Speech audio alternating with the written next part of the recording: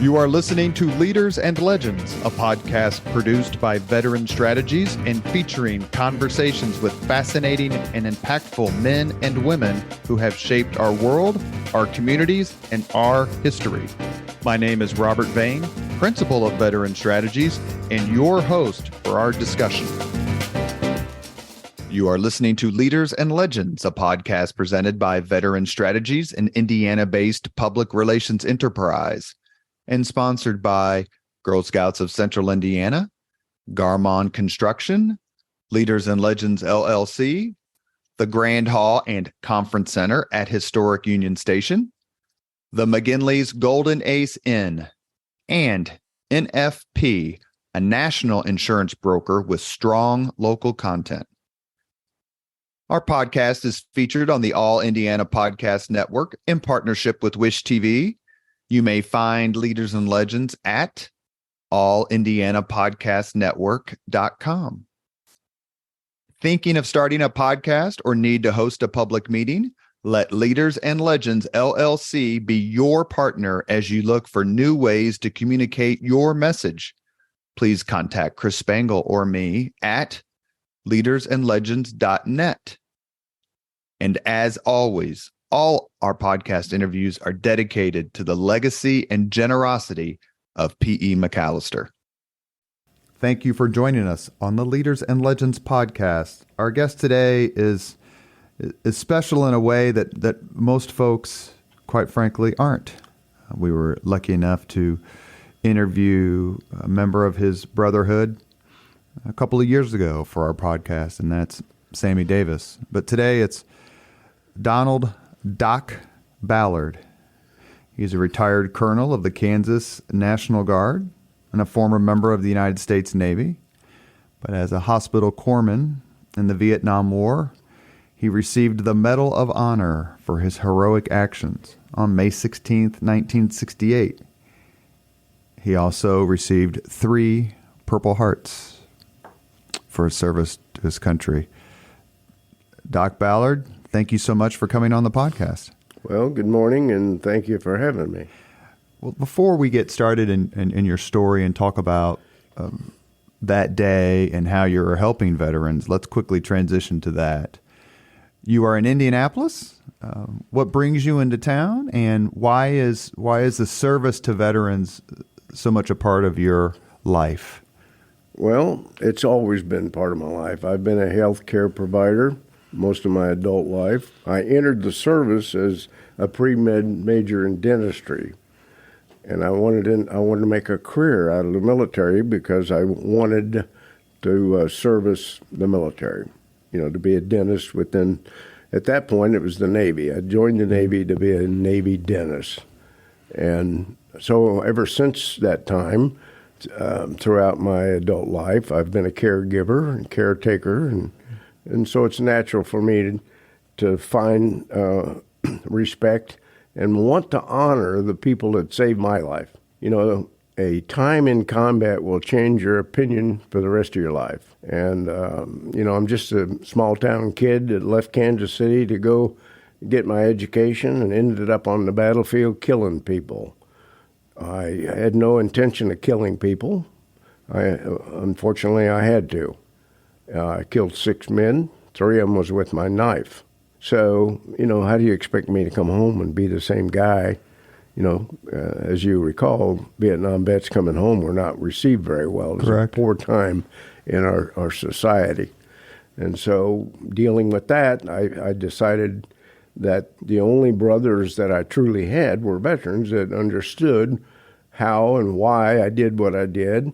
And so it just grew out of love and respect that I would want to be around veterans and help them because they were there to help me. Indianapolis, Indiana too, but Indianapolis especially is known for its veterans and its war memorials, how it honors veterans. Has Indianapolis been a stop for you previous in your career, in your life?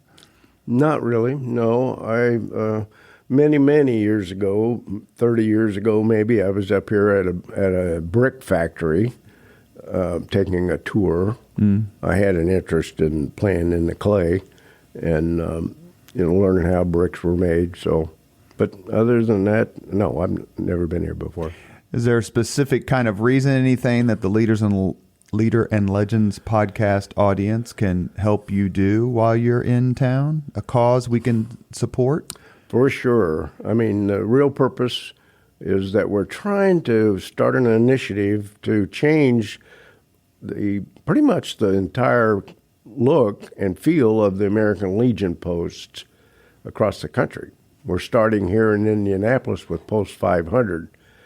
So many times the younger kids don't want to join an old fogey's organization, where it's made up of smoking and drinking and storytelling and just BS.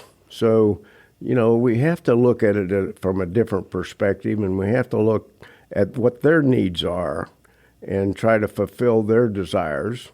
Unlike when we came home, they didn't want us to join the Legion or the Vietnam veterans to join anything, because we had lost the wars, so to speak. And it was disheartening. So part of that learning curve is that we don't leave anybody behind. Now, they say that's a good buzzword, but they left us out. They left the Vietnam guys behind, didn't want us. So I've made a special effort, being a Vietnam guy, that we changed the attitude of the country when we changed the pendulum and the direction of the pendulum with the attitude of the community. When a veteran would come home in uniform, we would stand up and clap and praise him and give him the honors that he deserves. And the sheeple would follow us. They didn't know why we were clapping or why we were giving praise, but the sheeple all of a sudden jumped up and started supporting us. So we, one by one, individuals can make a difference in this country if we just put our mind and get mind to it, as well as get some good direction and good goals. And so that's what our goal is here today, is to help the American Legion recruit membership through education. We'd like to have to expand on the American Legion's education theme now. They already have one. So we're trying to embellish that and expand it throughout the country and give them a better presence and a more acceptable attitude towards the newer veterans. Let's go back to something you said just a few seconds ago. A lot of folks are folks who paid attention either because they've read about it or lived through it, kind of understand to a certain degree why veterans, that's not true, how veterans were treated post-Vietnam. And some of that was passive, right? They didn't honor them the way that like World War II vets, for example, were honored. But what you're describing is almost an active discrimination. So when you came out of Vietnam, a Medal of Honor recipient, and all those other brave men, it was actively discouraged for you guys to join the American Legion or the VFW? Yes. And to expand on that, when we got off the plane from Vietnam in California, we were met by protesters.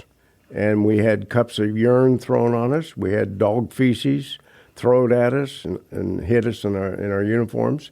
And, we were disheartened because, we did everything we could, what we thought was the best interest of the country, only to come home and find out the country wasn't behind us. So pretty disheartening. We were not allowed to wear our uniform off base. Think of that. I mean, how dishonorable is that, So we had to actually take our uniform off or cover it if we were going to go off base on Liberty or something. The guards wouldn't let you off in uniform. And now when people see Americans in uniform at the Cracker Barrel or someplace, they pick up their check. Yes. I mean, but that was through an effort to the most part, it was to the effort of the Vietnam vets that said, we're not going to let that happen to the new kids.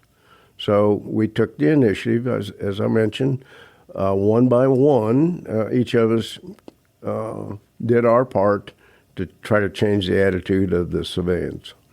It's been my great fortune to know while I was in the Army from 87 to 90, there were plenty of Vietnam vets still in the service at that point, a lot of whom who had gotten out after Vietnam and then rejoined.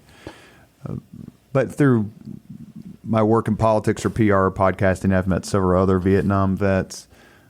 What makes that era of veterans stand apart? Not better or worse, just different.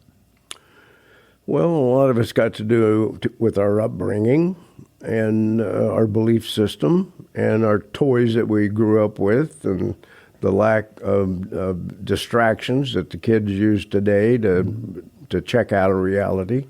We were taught by the Second World War veterans how to take responsibility for our actions, how to become a patriot, how to become a better American citizen.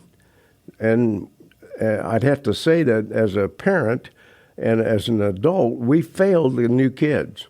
As we literally have not taught them the values that we were taught. They're not as tough as kids as we were, you know. They strive to get a star by their name, you know, acceptance, and rather than team playing, it's all about more individuality than meeting the goals and mission statements.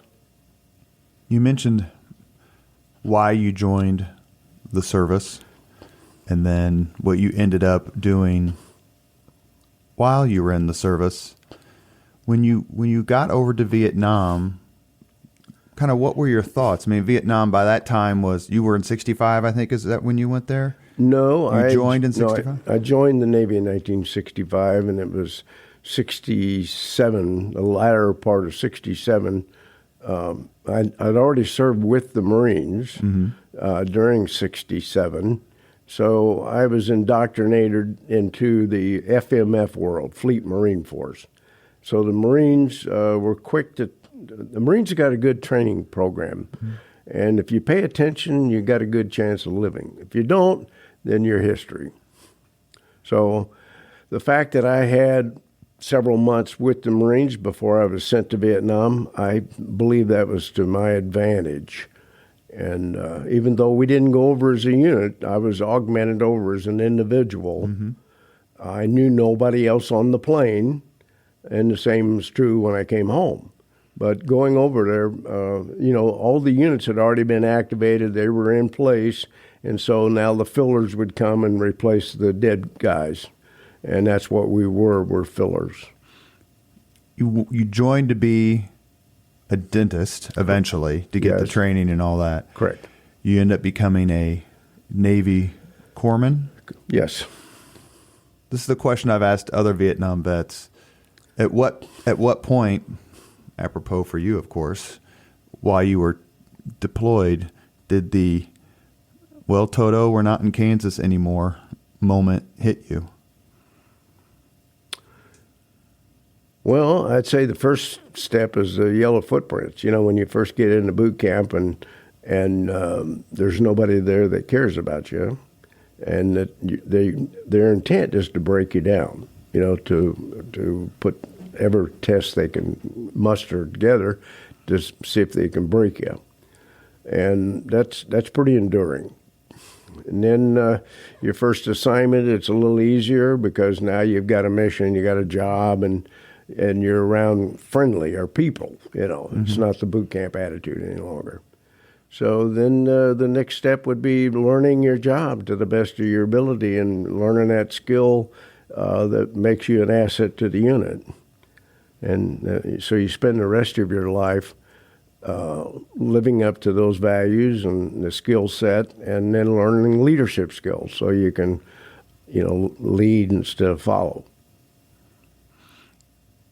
Vietnam, I can't think of a place, perhaps. I'm sure there are others, maybe Antarctica, that is different than the state in which you grew up. Just being over there and interacting with the people. And, the one thing about basic training especially is they throw people from all over the country in the same building, same room, same barracks, and say, help each other, figure it out. Right. Is that something you experienced when you were in Vietnam, that everyone's like, we all want to get home alive, let's help each other? The team was quite obvious in Vietnam.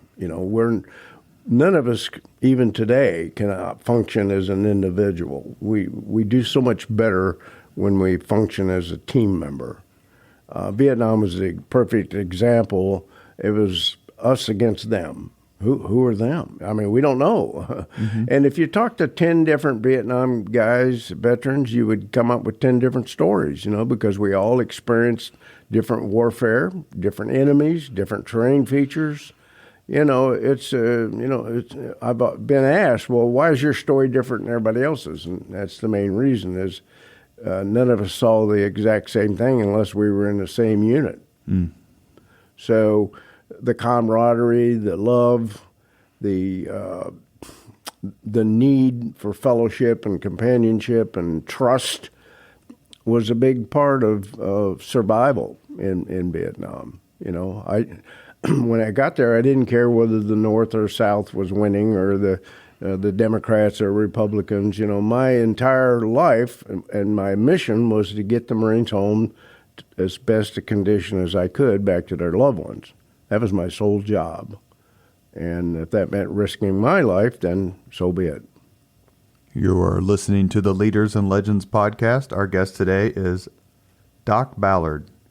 He received the Medal of Honor for his heroic actions in Vietnam in May of 1968. Did you have a strong stomach before you went to Vietnam? What prepared you for the carnage that you saw? I don't think I was prepared. My first day in Vietnam, to go to the field, I spent a couple of days in the rear when I first got there. But my first day that I was put on a chopper and we were sent out to my assignment, we got shot down. And the senior corpsman that came to get me was wounded in both legs and both arms. So I had to medevac him out. So I went from junior kid on the block to senior man in the outfit. Mm. And luckily we were on a resupply mission to a Marine Corps base when we got shot down. So when the bird crashed, we were within reach of the Marines. The Marines came and helped us get back into their base camp. And so we sit there until we could get another bird. And people don't understand that birds don't fly every day. Weather and a lot of things, enemy activity. There's a lot of things that prevent a bird from flying. In that case, I was proud to say, and there's not much I can say good about Vietnam, except I'm real proud to say that we brought all that medical training home with us, and the people here in the citizenry of this state have benefited from the Vietnam War. And you ask how? Well, we learned how to treat casualties, trauma, and how to change our entire attitude. Prior to Vietnam, it was scoop and run by the local fire departments. They had first aid men. And we were not afforded that ability because we had no ground ambulances. So we had to depend on the helicopter.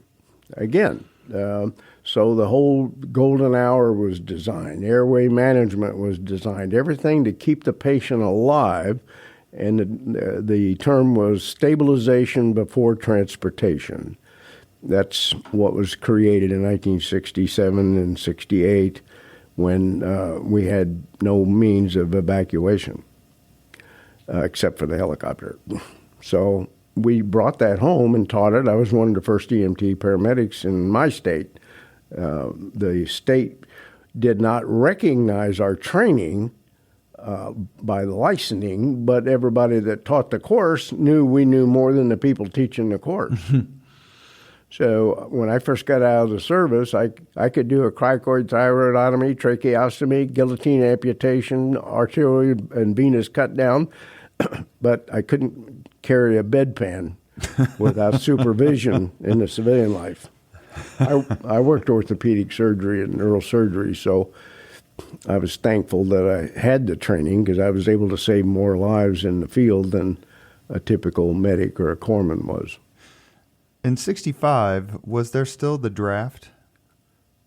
Yes, because I got my draft notice. And then you decided to join? No, I got it while I was in Vietnam. I told my sergeant, hey, I got a draft notice. I got to go home. And he says, here's your straw. Suck it up, big guy.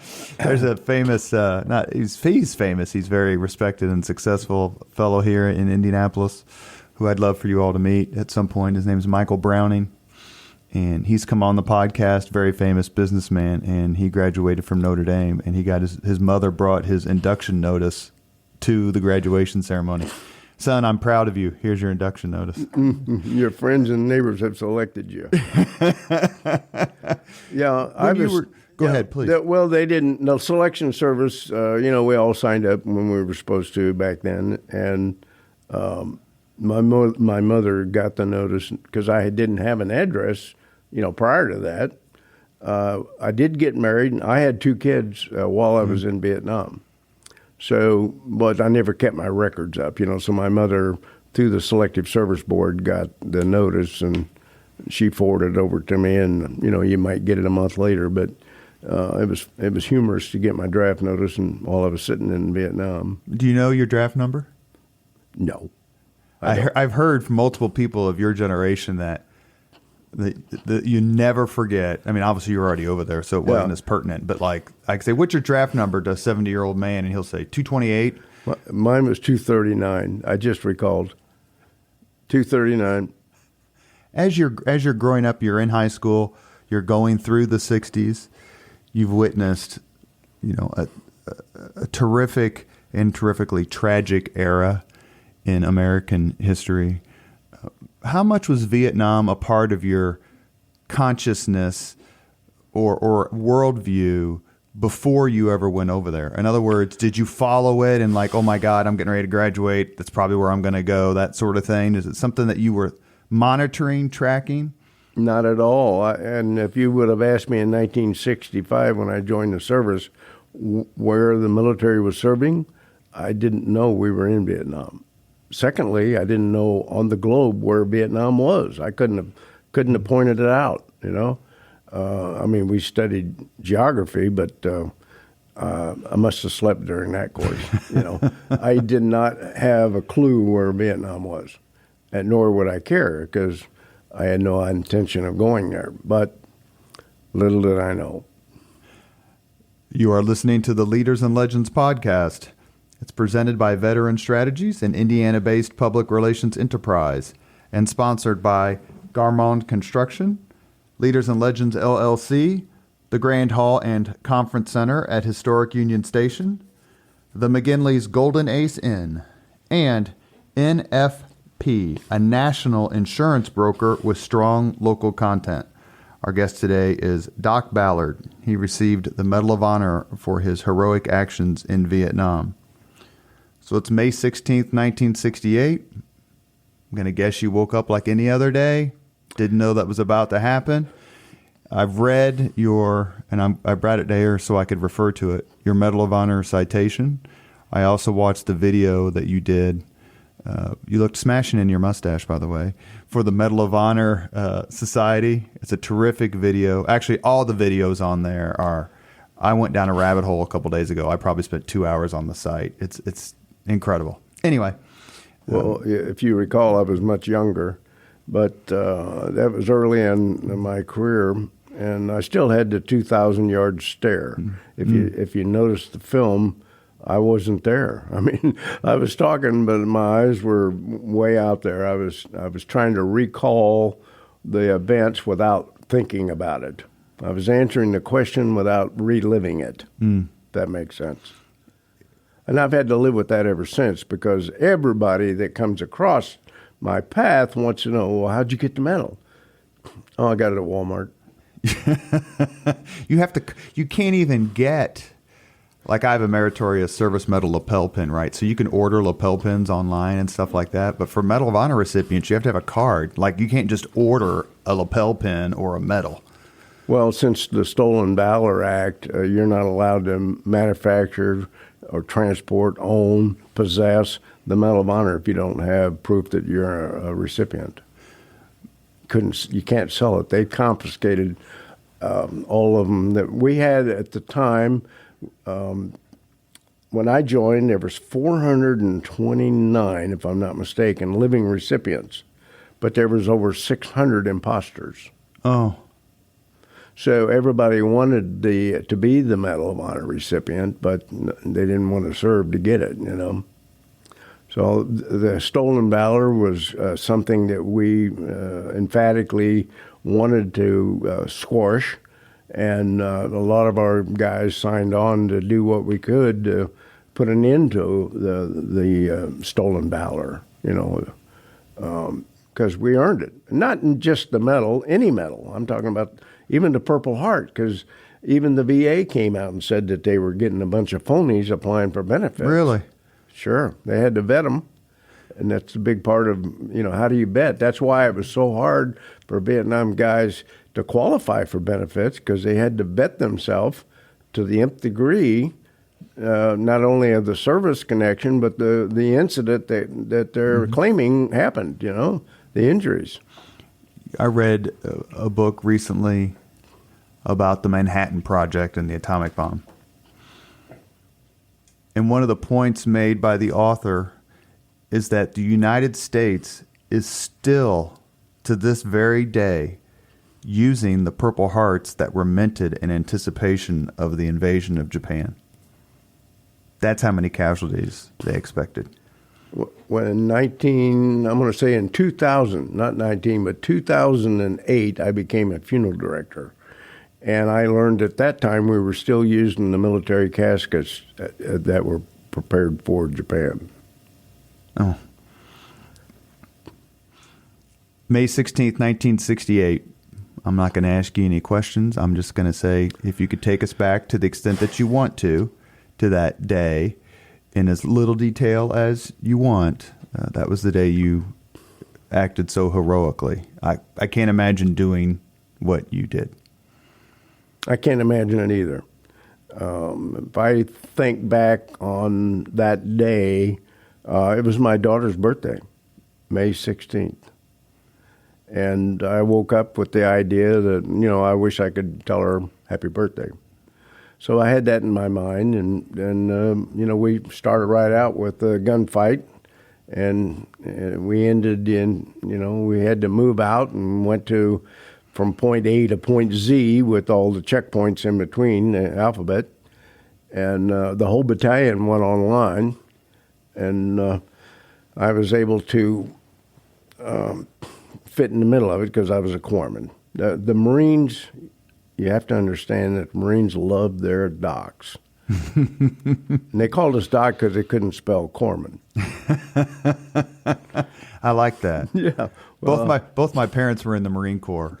They're both dead now, but if they were alive, I would certainly repeat that. Go ahead, I'm sorry. Well, if there's any listeners out there that are Marines, if I tell a joke, I'll tell it slow and twice. Now, I can pick on the Marines because I damn well can. You know, I earned that right. The Marines and their corpsmen has no greater love than their combat buddies. And, you know, I obviously was willing to risk my life for the Marines, and they protected me likewise. No greater love. So to finish the story, or at least continue until I get interrupted again, would be to understand that we were on a battalion move, and we were going from different positions, and we had some new troops that had just joined us 2 days before, and the morning, one day before, 3 different people, and 2 of them fell out from heat exhaustion. You know, just they hadn't got acclimated to the environment over there, so they were a burden, and we needed to get them back to the rear where they could get treatment. So we set up a hasty LZ, and there was 6 Marines and myself and the 2 patients, and we called in the helicopter, medevaced them out, and then we looked around, and the unit had already moved out. We're standing there with 7 of us in enemy territory with no defense. So that made us pucker a little bit, and so we thought we better get the heck out of the area. So we tried to find where the unit moved out to. So we followed the trail the best we could. And then we finally caught up with the end unit, the last unit of the march. So as they would stop and take a break, then we would continue walking through that unit to get up to our unit, that company. So we never did. I never got to my unit that day, because they were attacked. They were ambushed and had several casualties. And the people that I treated were not even in my unit. They were just Marines, and of course, that's my unit, being with the Marines. So I was actually treating Marines that I didn't know. And the only people I knew in that whole outfit were the litter bearers and the radio operator that helped me medevac the heat casualties. So it took me, my job was simple, go out and get the Marine. It didn't care what his name tag was. He was an American wounded, and the corpsman was summoned as Doc or Corpsman up, the Marine Corps battle cry. And so that's what I did. I went out several times. Now, we had moved out, and we'd set up overnight. I joined the unit. We set up overnight, and in a hasty defense posture.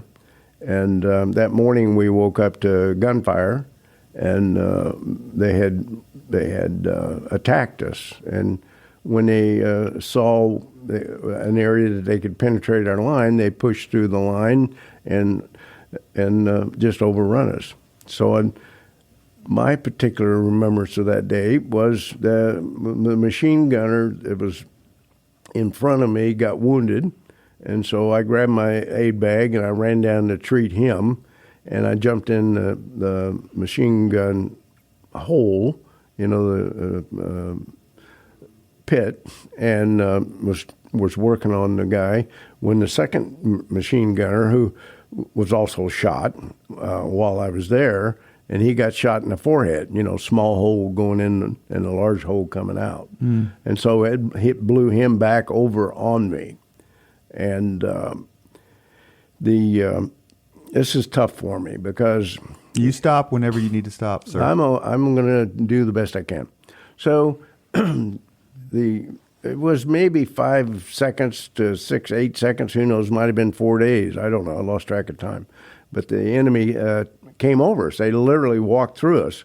There were 6 of them. 5 of them were picking up our machine gun and all our ammo and the food and everything. And the 6th person was standing about 2 o'clock with his at the ready, watching us to make sure we didn't move or cause any kind of problems. Well, when everybody moved out, that SOB shot all 3 of us again.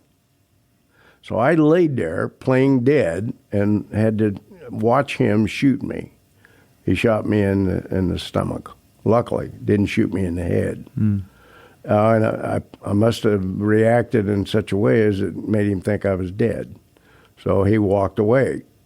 I was able to push the dead person off of me because his brains was all over me. When he fell back, his brains came out of the helmet, which landed all over my face, so it made me look like I was injured pretty good. Imagine. I couldn't see myself. But so I pushed him off, and the only thing I had on me was my knife, and it was in my boot. So I knew I had to get behind where the enemy had gone because now they're shooting our people from a different position. So I get up there, and the man that shot me was going through my food. And now he didn't see me or hear me coming because of all the gunshot and all the activities and everything. So I jumped on him, knocked him flat on the ground, and I slit his throat. I laid there on top of him until he could bleed out. So that's how my day started. We were able to pull out and regain and help. The Marines were able to kill all the people that had entered our compound. So we had gathered up the bodies and the living, and my job at that point became to go out and get to treat the wounded. this was early on. We weren't picking up bodies at that time. We were still engaged in battle. So my job was to go out and get and treat the living. And that's what I did. And I would fireman carry the person back to a clearing station. It was a bomb crater is what I had identified as a safe place. So I went out, got the guy, brought him back in, and I took him off of my shoulders, and I laid him on the ground. And when I laid him on the ground, I laid him on top of a grenade. It went off, blew both of his legs off. And now I've got another patient. And it also tore the face off of the guy laying behind us. So now I had another patient. So my immediate position was, I saved these two guys. I already saved them once, and now I got to save them again, treat them again. And so I did. I was able to put tourniquets on the guy that lost both legs, and I was able to treat the facial wound. And I went back to treating the guy with no legs. I'd started an IV on him to replace his blood volume. And a Marine hollered at me. He kept hollering, "Doc, Doc, Doc." I turned around, and I saw another grenade. I skipped something there. I need to go back and recover. While I was working, before the third grenade came in, I handled 3 grenades, or was involved with 3 grenades. I was working on the guy on my knees, working on putting the tourniquet on, when a grenade came in and hit me in the helmet. I was on my knees, and it hit me and fell down by my knees. And I thought, well, not being a Marine, I didn't stick it in my pocket as a souvenir. I wanted to get rid of the damn thing. So I grabbed it like you would anything else that was dangerous, and I flung it out of the bomb crater, and it went off. So that built a little bit of false bravery, if you will. I mean, nobody picks up a hand grenade, right? But I had no choice, in my opinion. So, again, I'm working on the same guy, and the other Marine started hollering, "Doc," and I turned around, and there's the third grenade that was just a little bit out of my reach. So I turned to grab it, and I realized I couldn't, so I got up off my knees, and I lunged for it, and by that time I knew it was going to blow. And so I pulled it up underneath my chest, thinking something incorrectly. I thought I was going to be able to survive it, or I didn't know what was going to happen. But, I was motivated to try to save those other men that were laying there and my patients, So I had epiphany because God talked to me. Jesus Christ called me himself and said, "Boy, you're not too smart. You better get rid of that thing." So I rolled up on the guy without any legs, and I flung it in the air, and it went off in the air. Now, the citation says I failed to go off, and I just calmly arose and continued to treat the patients. But the truth is known is, if Paul Harvey was here, he would tell you that when you holler grenade, everybody buries their head. And so nobody saw the actions that I took. I'm the only one, between God and myself. I'm the one that, the only one that could make any kind of difference there. So for me to have taken action was, my opinion, the right thing to do. And so, I never considered I was trying to commit suicide. Never entered my mind. I had just seen the guy, what the grenade did to the previous person. It just blew his legs off. Well, no big deal. I mean, it's a big deal. But, maybe, he lived through it, and I got him off the hill that day alive. So he was in shock, but he was still breathing and still alive. So I thought maybe I could survive it too. I didn't have time to really concentrate on my options. It was one of those times when you just have to instinctively do something. It's like you don't think about it. And so that's what I did. By jumping on the grenade and then rolling over and throwing it away.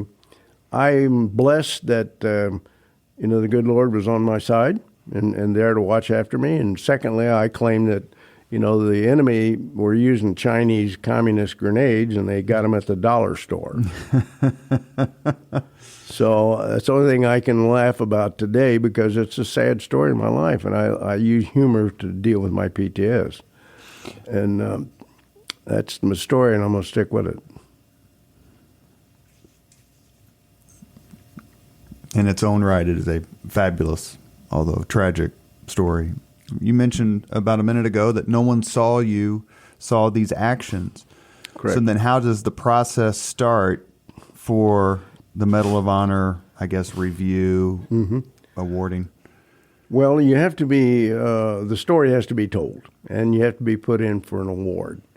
I didn't learn any of this until I went to my first reunion with my group. And if you're listening out there today, thank you, Marines. But I went to my reunion, and I met the battalion commander. And the colonel was telling me the story. And he related a story that some Marine had written me up, and they were processing that. And it's also important to know that each level, it could be chopped. If a sergeant didn't like you, there was a prejudice or maybe a misunderstanding between the two of you, he could have said no. The staff sergeant could have said no. The first sergeant could have said no. The lieutenant, all up the chain of command, any level could have said no. And for that to get that high to the battalion, I had no opposition. Everybody loved their docs, right? So again, I learned all this, 10 years later, and the colonel related a story that he had to impress upon the major in the rear with the gear that he called down there and said, "Where's that? I haven't seen the story. Did you forward it under my signature block?" And the major said, "Well, is the corpsman alive? Or was he dead?" And the colonel related the story that he said, "No, he's right here with me right now. I mean, he's here. He's still alive." And he said, "Well, did he get wounded?" No, not to my knowledge. He did not get wounded. And the major said, "Well, we don't give corpsman awards, for doing their job. And besides, you didn't even get wounded, So now this is what the colonel's telling me, and I'm sitting there in awe thinking, what happened? And then the colonel said, Major, I'm going to come down there with my number 10 boot and stick it up, where, if you don't submit that forward. He says, you get your butt out here and interview the troops. And he says, after the interview, you report to me.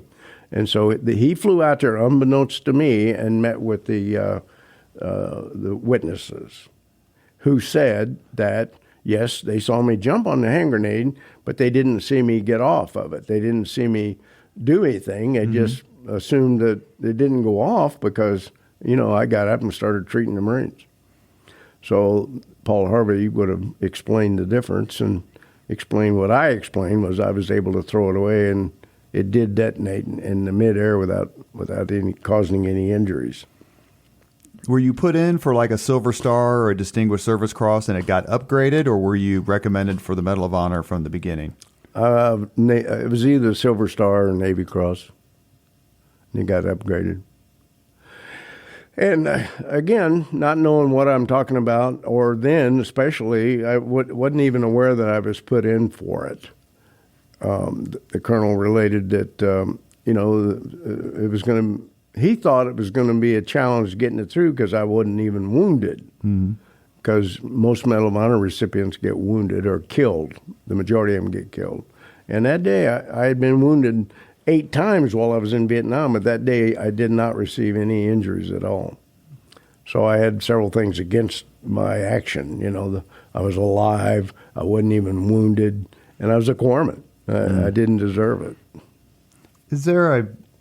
We have a few minutes left with Doc Ballard, who received the Medal of Honor for his actions in Vietnam, May 16th, 1968. Fast forward, you're at the White House. You're with Nixon and the other recipients that day, other people being honored. Small town boy, now he's in the White House talking to Richard Nixon. Yes, and, we were raised to be respectful of the White House, no matter who the president was. I enjoyed Nixon. I'd followed him, but I hadn't voted yet. He would have been my first president to vote for, and I just come out. As a matter of fact, I was still in the service. To come to think of it, I was in between services, and I was getting out of the Navy, going into the Army when I was called to the White House. So it was an honor to meet Nixon. I mean, he had a tremendous heritage. He'd done a lot for our country. And it was, he's the president of the United States. And I'm just a kid, E5, talking to 4-star generals and the president of the United States. That was, that was pretty serious stuff. And it was the highlight of my career as well as my life. So you received the medal in 1970 at the White House. Was that before or after the Kent State incident? I think it was before. Yeah, I'm pretty sure it was. I'm not sure about that. Let me ask you the same question I was fortunate enough to ask Sergeant Davis. Is there? I mean, these stories are. If you go on the Medal of Honor website, you just are mesmerized by them. Sit there with your mouth open, going, "You got to be kidding me." I asked Sammy, "Is there someone else's medal story?" Like what person X did to receive the medal that he finds like, oh my God, I did what I did, but what this guy did is just unbelievable. Is there another Medal of Honor recipient who admire maybe a little bit more? That's a tough question because I admire all of my brothers. I could find good with every one of them that I, first of all, didn't believe I should have gotten it. I was just doing my job, Some of these guys that went out and actually killed the enemy and saved the lives of so many people, there's several people I could name, but in fear of not naming them all, I'm not going to name any one particular one, but I'm in love with the guys that I serve with, and I'm just respectful that I had an opportunity to meet them and join their ranks. And I've spent the rest of my entire life, just like the purpose I'm up here this weekend, or this week actually, is to serve the veterans to the best of my ability. I've always said and still believe today it's harder to wear the medal than it was to earn it. And I want to be remembered for what I've done since that day, that one day in combat that changed my life forever. So now I have to live up to it. And I've started different organizations. Again, I'm up here to help the Legion because I want to give back. I want to continually pay it forward and pay respect and honor to the veterans. You mentioned something when we were discussing in the first half of the podcast, we have just a few minutes left, about Vietnam veterans helping subsequent generations, like lifting them up. And I remember reading an article several years ago, it may have been a couple decades ago, that recipients like you and others, especially from the Vietnam era, were saying that there aren't enough of these being awarded. That a lot of them are being downgraded and no, but this guy did, he should get it. Is that something that A, is true, B, you think is necessary? I just thought it was one of the most unselfish things I'd ever read, where it's like, okay, we can keep this clique really small, or we can help the people behind us get their due recognition. Good point, because as a recipient, we have no say in what and who gets the medal. We avoid that not only by reason that you can imagine, but by Congress. We're not allowed to voice an opinion. So, no, we have nothing to say about that. And there are plenty of people that deserve the medal that didn't get it. No witnesses, for instance, or the Marines broke all their Crayolas. They wasn't able to write it and document it. And so, no, I could have written several people up if I had my Crayola. I could have done it. But it's so easy just to overlook it and say, well, he was just doing his job, or maybe he was unlucky. it takes an effort to want to write somebody up and follow it through. So, no, but the society, Medal of Honor Society that we belong to, and the individual recipients have no say in recommending or disapproving any applicant for that award. Is there a Vietnam War movie that gets it right, or do you eschew watching them? No, I watch all of them. I couldn't in the beginning, but we were, Mel Gibson's movie. It was one that brings home, We Were Soldiers. I think it was We Were Young and... The book is We Were Soldiers. Yeah. Mm-hmm. And young. Yeah. Mm-hmm. And I knew 3 of the recipients that were featured in that movie. Joe Marm was on the ground, and I knew Bruce Crandall and Ed Freeman were the helicopter pilots. And, when you know the people in the movie, it brings a relevance as well as realization that, especially talking to them and say, well, how much of that was real and how much of it was Hollywood? And, it's they're 2 of my heroes. They're all 3 of them are my heroes, for the actions that they did. But again, I don't single any of them out because they're all my heroes. And can we talk about? Yes, please do. I was going to ask you one more time about your visit to Indianapolis, and then we asked the same 5 questions of all of our guests. Oh, well, the purpose of my visit here today is to help the American Legion Post 500 develop a new post, and hopefully we'll be able to change the entire attitude and appearance of the American Legion to attract the younger veterans so that they would feel welcomed and feel like they're going to get some benefit. Too many times these kids come to a meeting and they're turned off with the drinking and the smoking and storytelling, and especially when they don't have any stories and they haven't been around long enough to make them up like the rest of the veterans have. So, it's adverse environment. So we're trying to change all that and better put it into place, a better education theme for the Legion itself. I think everybody, including suicide victims, need a sense of purpose. There wouldn't be suicide if we had a sense of purpose for that person. The American Legion has done tremendously great things for our veterans, but they're not doing it what they used to do. There's, it's pretty well all done, maybe, and I don't know that that's a true statement because we're always trying to improve the relationships and the quality of life. But the American Legion needs a facelift, and we're here to do that, and we're here to encourage recruiting of the new veterans. We have my particular foundation's the triumphantspiritfoundation.org. They'll be able to go there. Your listeners can look up what we're doing. This building a new facility here across from the racetrack. We have plenty of opportunity for people to get involved and show their support, and we want them to come down and join the American Legion. That's what we're about. Come down. It's not going to benefit me. I live in Kansas City, but it will benefit the veteran and hopefully maybe prevent a little suicide thoughts if they can get back around the camaraderie and the brotherhood that they had while they were on active duty. We have very little suicide on active duty. It's usually when they come home and they're lost. They don't have the camaraderie. They don't have the relationships and the brotherhood and people to talk to and self-confidence. And so we're trying to instill all that. And we're trying to raise money now to build that relationship.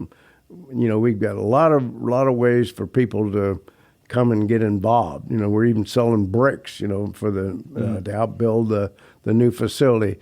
kissabrick.com sounds kind of crazy, but it's meant to recognize heroes that served our great country, and Kiss a Brick can be a household name on honoring your family member by being part of a growing new trend in the American Legion.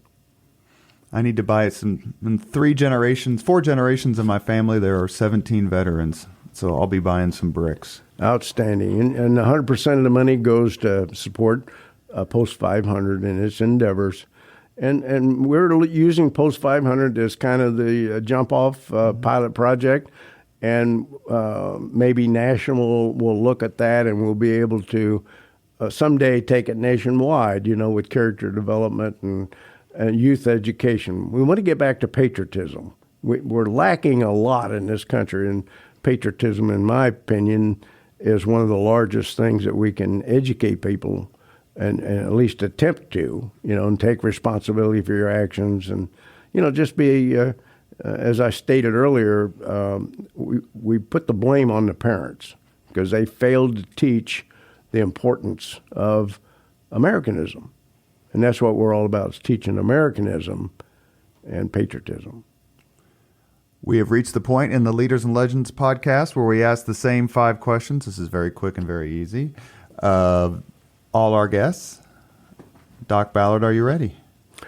I'm ready. Do you need a Marine here to help you with these answers? No, I don't need any Marines today. What was your first job? In my life? Mm-hmm. I worked at a skating rink. I learned how to roller skate, and I worked as a skater. Roller skating at different parties and helping the kids. What was your first concert? It would have been a military band that came through town, and my parents took me to a military concert, and that also got me excited with joining the military.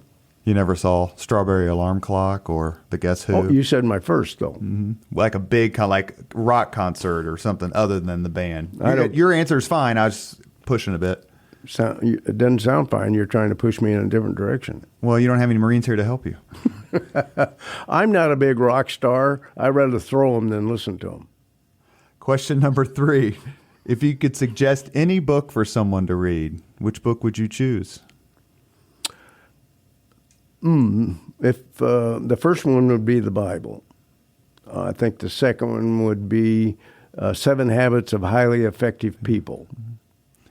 Question 4. If you could witness any event in history, be there in person as it happens, which event would you choose? That's difficult. I've lived too long. A lot of events. I think I would like to be on the USS Missouri when the Japanese surrendered. September of 45. I thought you may choose being back in the United States on May 16th, 1968, so you could celebrate your daughter's birthday with her. I would have liked to. That was not an event that I could support. Witness blowing out the cake. Last question. If you could have dinner with anyone living today, 2 hours off the record to talk about anything you want, whom would you choose? President Trump. You have been listening to the Leaders and Legends podcast. It's presented by Veteran Strategies, an Indiana-based public relations enterprise, and sponsored by Garmond Construction, Leaders and Legends LLC, the Grand Hall and Conference Center at Historic Union Station, the McGinley's Golden Ace Inn, and NFP, a national insurance broker with strong local content. As always, all our podcast interviews are dedicated to the legacy and generosity of P.E. McAllister, a veteran of World War II. Our guest today has been Doc Ballard. He received 3 Purple Hearts and also the Medal of Honor for saving the lives of his fellow Marines and human beings. You were very generous with your memories and your time today. Good luck on your mission, the latest mission for you. Please let me know how I may be helpful, and thank you. Buy bricks.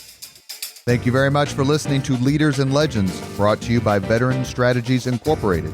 If you want to contact us about this program or our menu of public relations services, please send us an email at robert@veteranstrategies.com.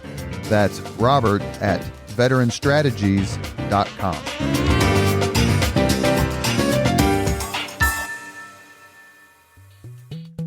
This podcast was produced and edited by Chris Spangle and Leaders and Legends LLC. If you're interested in starting a podcast or taking yours to the next level, please contact us at leadersandlegends.net.